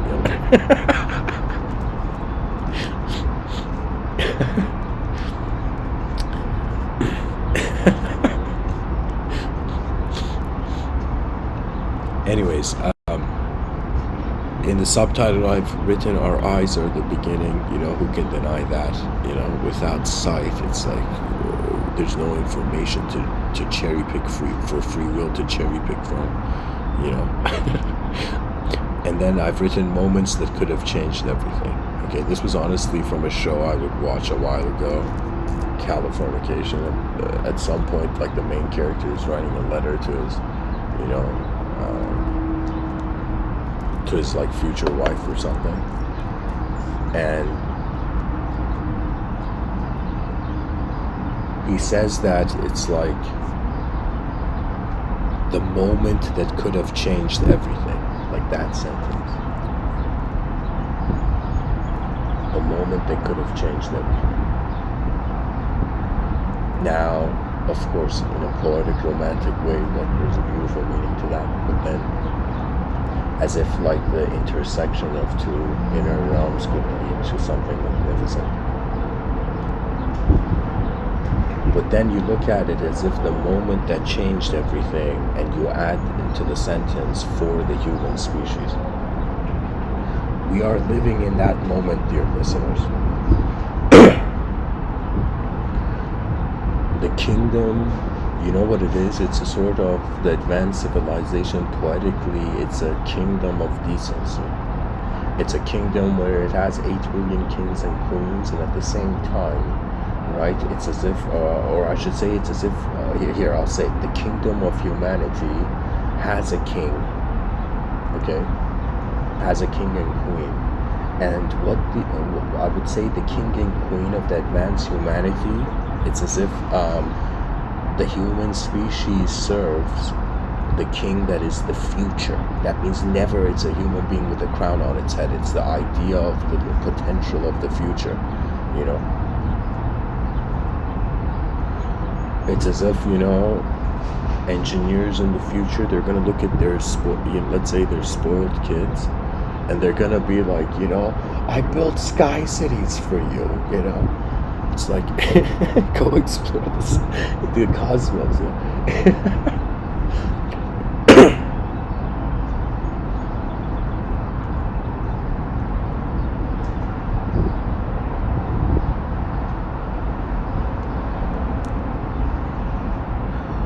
Consciousness is, again, the closest thing I would say that comes to a gift from the gods. And the moment that changes everything is how attention is being piloted. So far in my experience as one human being, I feel that really, if somebody was like, what is looking through your eyes, Mr. Within, I would say it's an unknown viewer that is acting as the whole space where the body is in. It's the strange scenario where the mind is seeing the body inside it, and the body, in some sense, is seeing the mind inside it. You know, it's like there's a great clue to perhaps what sort of philosophies man should seek. You know, and in some sense how man should relate to the interdimensional. We look at the biology of the human being, and if a person like connects their palms and fingertips, you know, they're going to kind of see it's as if, okay, there's a sort of symmetry to nature, you know, a sort of, as if, it's like as if a consciousness is divided into 2 dimensions, right? Technically, it's another way of saying the mind is experiencing the biological body, it is experiencing the ideal of the subjective self, and it's experiencing the subjective world. Right? Or let me say it this way, the mind experiences a subjective self inside, and a physical self in a physical world. And then the mind uses, in some sense, a non-physical world to give meaning to a physical world. And then when the non-physical world wonders about, in some sense, let's say the non-physical self wonders about, how would I say it? It's like when you wonder about beyond the non, it's as if like the person's like, what's watching my body, and the answer is like the awareness of mind, consciousness, right? And then it's as if how is the mind watching itself? And that is when you become acquainted that there has been from the beginning an additional kind of transcendental level to human nature. That we have been multidimensional, but the personality just dualized.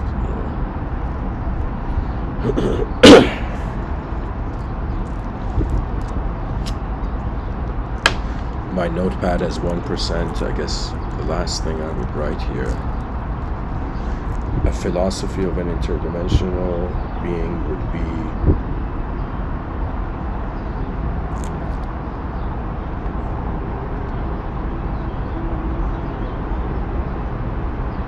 a free self in a free world, freedom equals access to all worlds at once or fragmented by choice.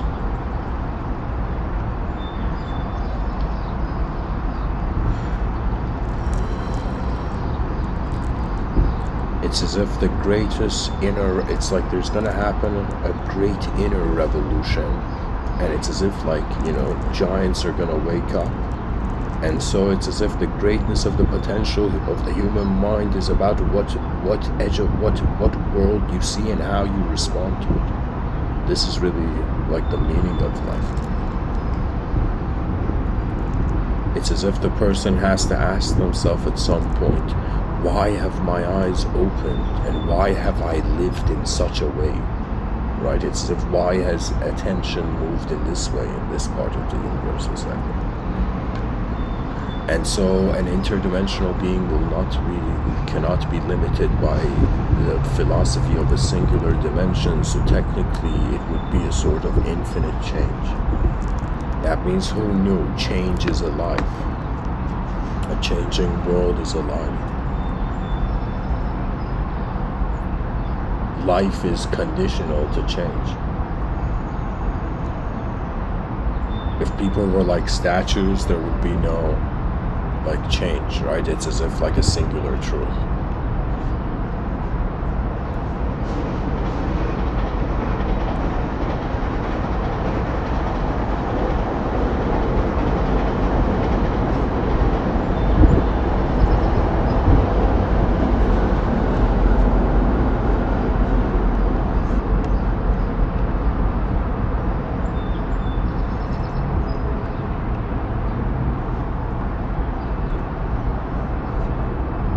An interdimensional being would be inspired to surpass the limitations of all its dimensions. Let's say there was a person who wanted to be a master swordsman back in the day, and after work they would just go into the forest with a sword and just practice on the trees, endless variations of holding the sword and using the sword.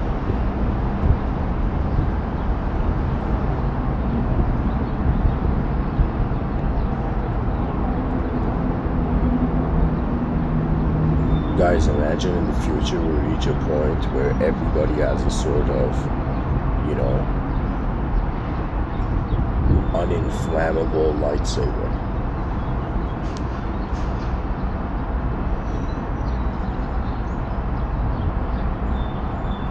It's like you look at a keychain and you're like, is that,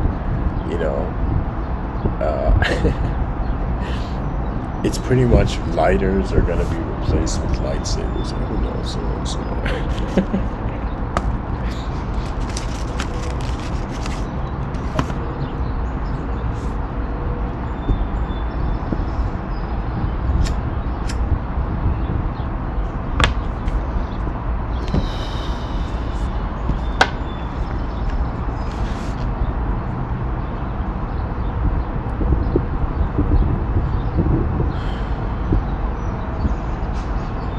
One can say that there's two types of peace, or four types of peace. There's, a peaceful self, let's say there's let's say there's two types of world peace, okay, or two types of peace, PAC. And the outer peace has to do with acceptance and rhythmic participation in the realm. In the inner realms, acceptance, or how would I say it? It's as if in the inner realms, the peace, inner peace, is pretty much realizing before you do anything, you are the ability to be anything. That's true inner peace. It is a sort of freedom beyond, it's a freedom beyond the mind. And it's not as if when a person freed their mind, their ego exploded. It's like, or their ego imploded, you know. It's as if when a person frees their minds, it's like 3 concentric circles. It's an accessing like the 3rd circle and the middle circle being the bottom.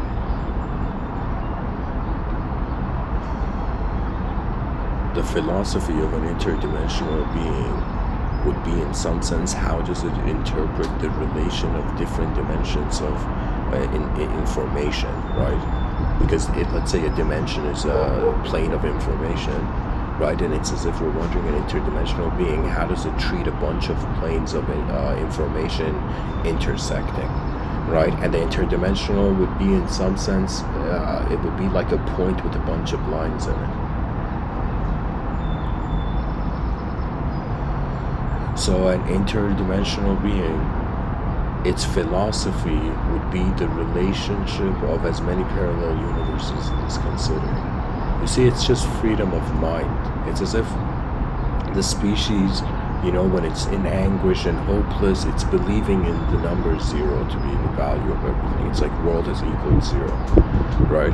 When a person, let's say, is at, let's say, has attained some sort of, is pursuing happiness or some sort of like unity,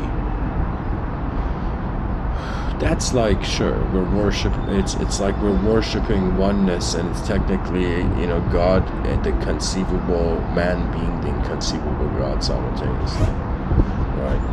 That's the whole point of oneness, right? It's as if, how can you be an individual when you're being everything, you know? It's dehumanized. Oneness is dehumanized Christ.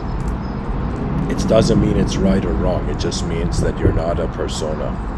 That in some sense the identity, you cannot identify because there's no self in oneness.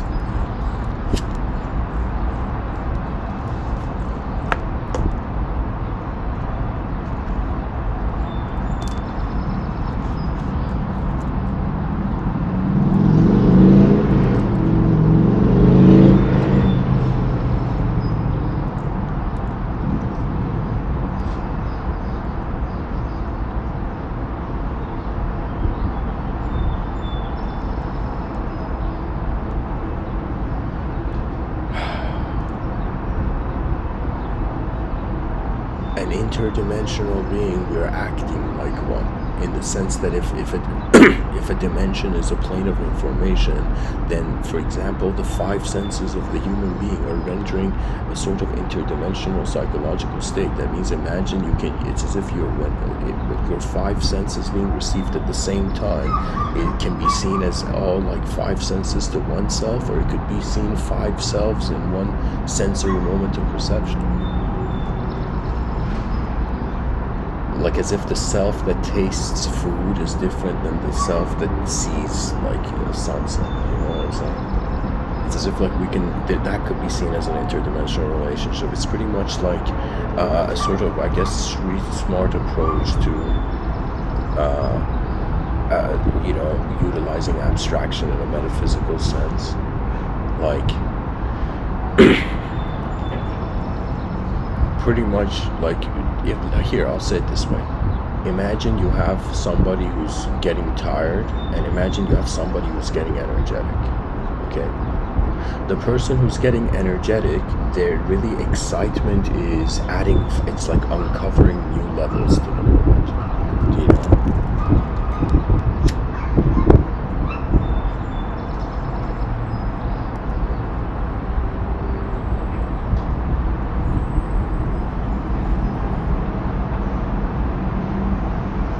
So it's as if you start simple. The simplest truths, they start from honestly 0, and then having a relationship with the singular, and then from the singular to the dualistic. It's as if before anybody was being a person, they were being a state of being. And then the child learns language and notices itself. Notices itself in the mirror and learns language, and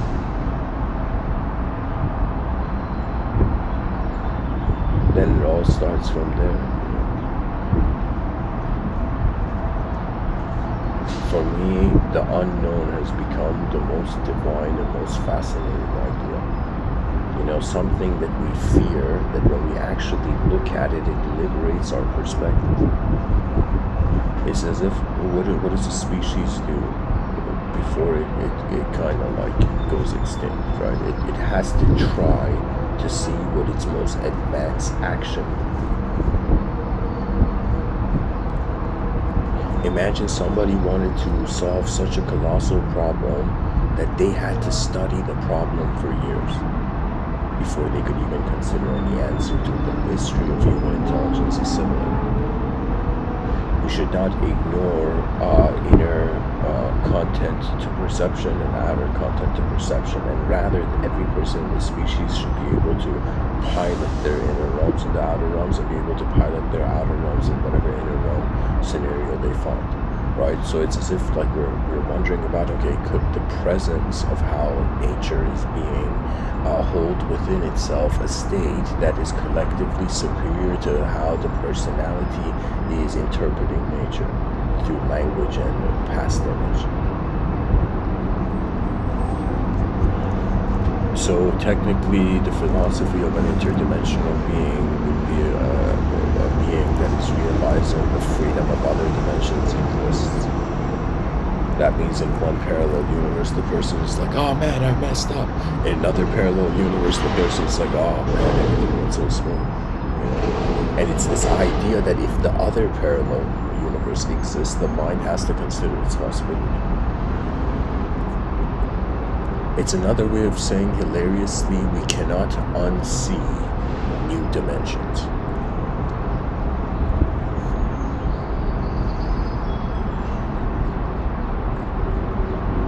The human, like the philosophers of the future, need to focus on looking like there should be I think literally like these are the stages where great philosophers in history can really have a chance to contribute. We wonder about the philosophy of time. Okay, we wonder about the philosophy of consciousness. We wonder about the philosophy of the cosmos.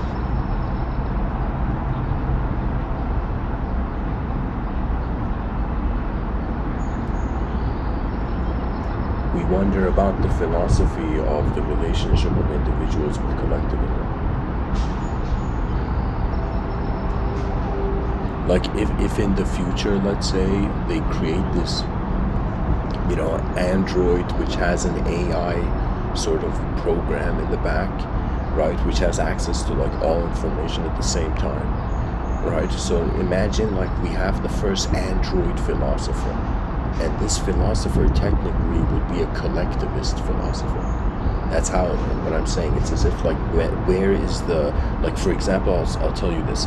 If somebody says, where is the boundary or the edge of your body? A person says, okay, my skin is like the edge of my body. All right. And then a person wonders about, in some sense, what is the edge of your mind? And the edge of your mind is to some degree how much you are aware of the physical senses, and at the same time how far the implication or how multidimensional the implication of the sensory perception is. Do you see? It's as if it's like at least one thing I can say is like, let's see if we're into multidimensional beings or not. Maybe we'll realize everything has been happening in a multidimensional way.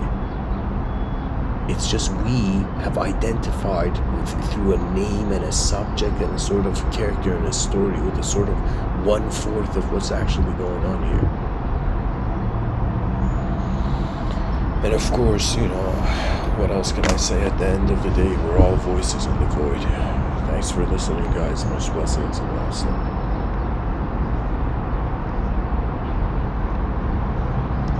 And infinite advancement is the destiny of the void. The void seeks it. Every dimension's like seeking its counter. In some sense, it's as if every person is like, half of a puzzle piece, and they're seeking the other puzzle piece, right? And so we see this idea echoing or amplified in regards to like dimensions are yearning for one another. right? And it's as if the dimensions being, in some sense, it's like the states of being, just like a chemical reaction, and both chemicals are changed to be something completely different. Similarly, it seems like when it comes to the mind and it having new experiences, every new experience, in some sense, readjusts how attention is holding itself as an identity, or how attention is identified with perception.